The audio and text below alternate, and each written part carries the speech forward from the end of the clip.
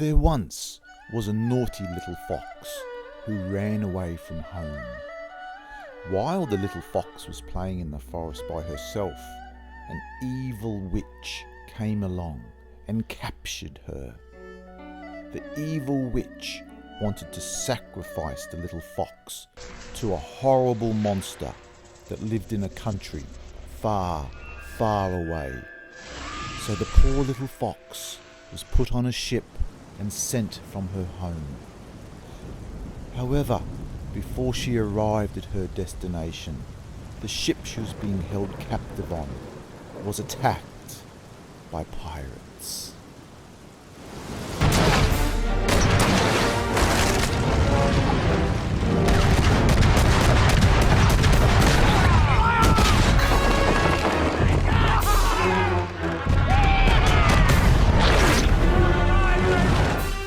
So Bella, why do you think the little fox ran away from home? She must have a fight with her family. Nice try, but your grammar, it's all wrong. So what you're doing, Bella, is making a guess. There are many, many ways to make a guess. What we are going to talk about here is using modals to make guesses.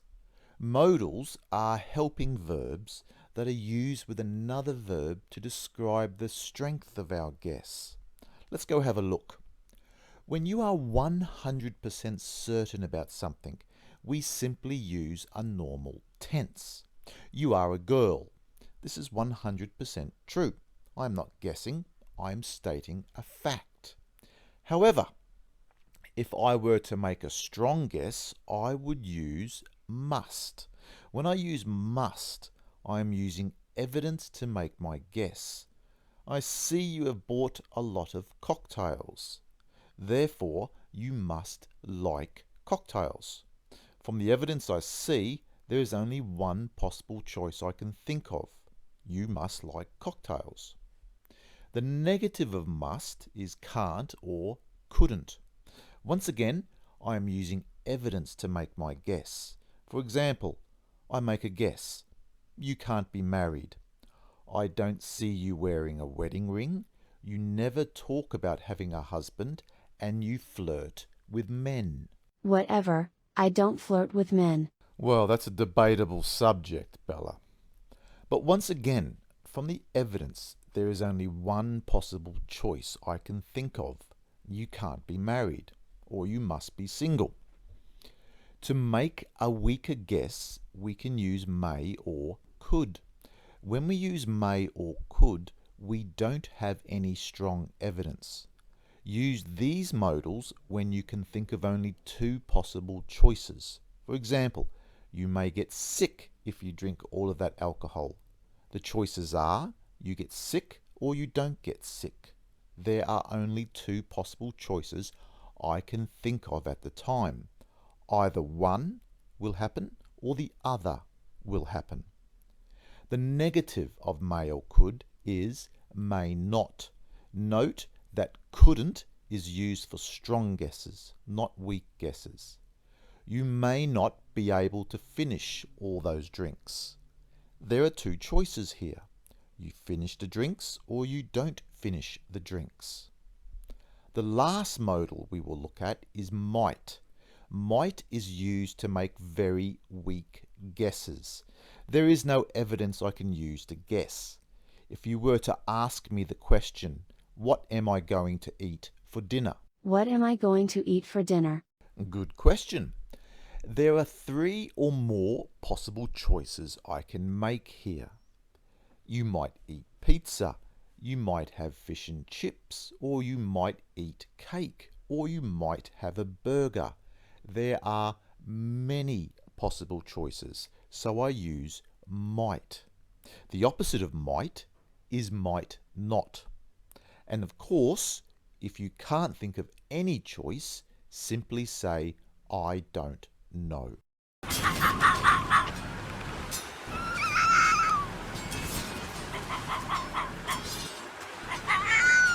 Don't be scared, little fox.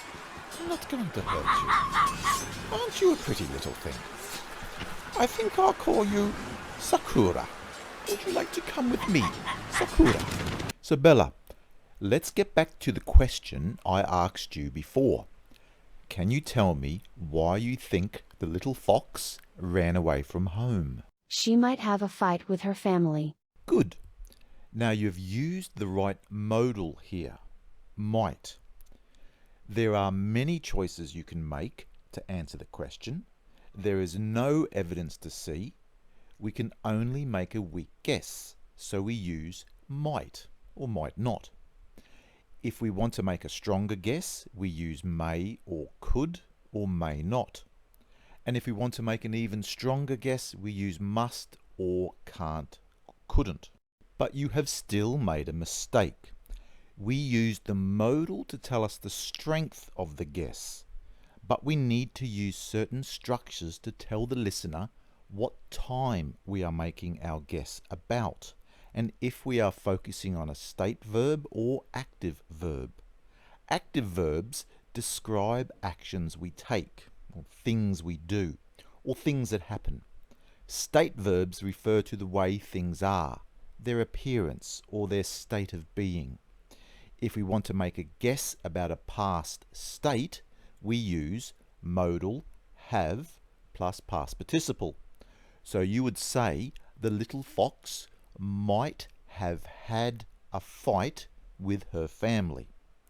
To make a guess about a past action, we use modal have been ing. So Bella, can you tell me which country the ship was taking the little fox to? They must have been taking her to Greece. Good, but why did you use must? Because the monster is Medusa, and Medusa is a monster from Greek legend. Good. Now to guess about a present or future state, we use modal plus infinitive. So if I ask the question, why does Medusa want the little fox? She might want to eat her, or she might want to steal her powers, or she might want to use her for some evil plan. Good, Bella. And lastly, to talk about present or future actions, we use modal be ing. How do you think Sakura is feeling at the moment, Bella? She must be feeling scared. Why are you using must? Because she is crying, and she is far away from home, and a big man with a sword is standing over her.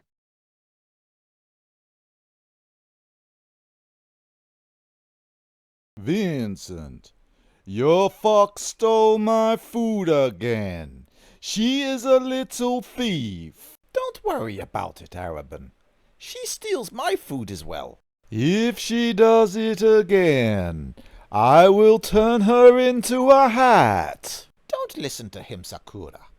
He must be in a bad mood, because we haven't captured a ship for weeks. I am in a bad mood because I am hungry. Tell me, Arabin, what do you think about raiding the great temple of Sarpedon? It may be very dangerous, but I like the idea.